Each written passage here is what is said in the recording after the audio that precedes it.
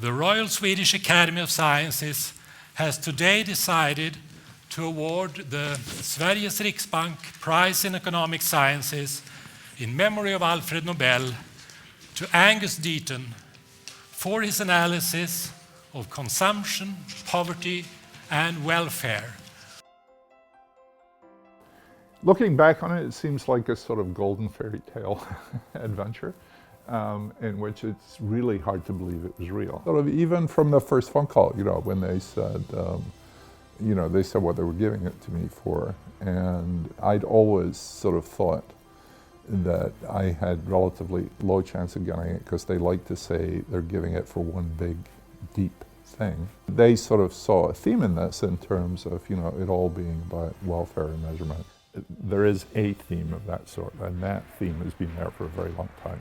I myself first met Angus shortly after I joined the Woodrow Wilson School faculty and was immediately impressed with his leadership in the school and his willingness to tackle important questions. I am thrilled that this year's Nobel Prize was awarded to someone who is both a great economist and a great Princetonian. I believe that Angus Deaton's work, and Angus Deaton is motivated by public policy in everything that he does, whether it's looking at consumption, income inequality, poverty, that he is motivated to better understand the world to make it a better place. He brings this curiosity to the question and has never lost that.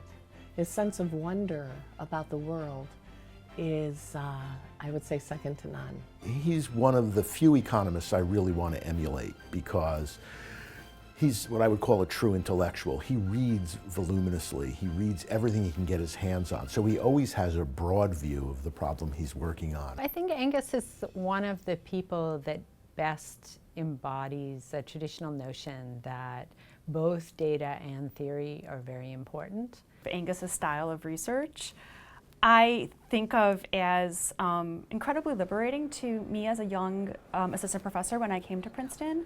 Both Angus and Anne just made me feel like I didn't have to work on one idea, which I think is very much Angus's work. And I think that's sort of indicative of the way the Nobel Prize sort of gave Angus an award for being Angus. Angus approaches problems in a very distinctive way, and I guess I would say he almost approaches them like a detective.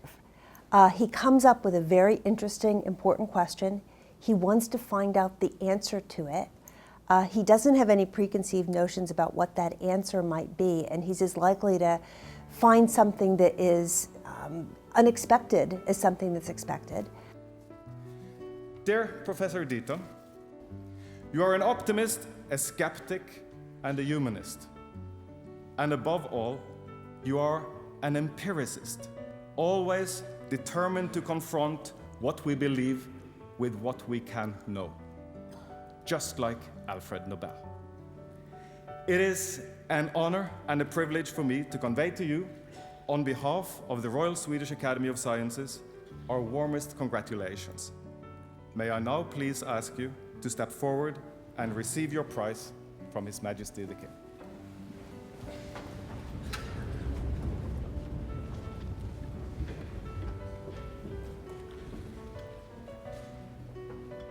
One of my greatest pleasures in recent years has been seeing the subject matter of economics broaden and expand. It has not given up its core themes, its measurement, or its mathematics, but it has re-embraced its origins in history, in psychology, in political science, in sociology, and in philosophy.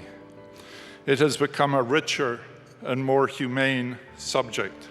What probably makes him exceptional, and I think maybe the Nobel Committee appreciated, is that he doesn't leave it at perfecting or improving the economic theory. He tries to take that to some data and use it to explore the details of what he's discovered. Angus came to Princeton in 1983. And starting with that class of 1983, he has left an indelible print on a generation of students who have come through Princeton. He's a terrific lecturer. He's crystal clear, and he's really excited about the work. and he makes other people excited about the work. Angus was one of my first teachers at Princeton, so I actually still remember having him walk into the classroom, and I don't know exactly what I expected, maybe some little wiry Scotsman, and this great huge bear of a man walked in. He was taller than the blackboard. I was really impressed, and then of course when he started to talk, I was even more impressed. He gave an absolutely beautiful course on econometrics. He was one of my advisors for my dissertation. I've known Angus for a long time. One characteristic that stands out, he's very funny, he's very knowledgeable about many subjects. If you had to pick one person to have dinner with and be certain that you would not be bored, he would be a very good person to pick. Angus the man. Well, how would I describe Angus? Probably best not to talk to him after a game in which the Yankees lost in a close situation. Angus is completely human. I mean, he doesn't hide much, so he lets it all hang out. And so that makes him a good friend and just a good person to be around, because for a person of his accomplishment to be as natural as he is, to me is a gift to me, if not to him. I should tell you that I came to Princeton University because of Angus Deaton. I was a labor economist looking to turn into a development economist, and he was an econometrician who hadn't been at Princeton long, who wanted to become a development economist.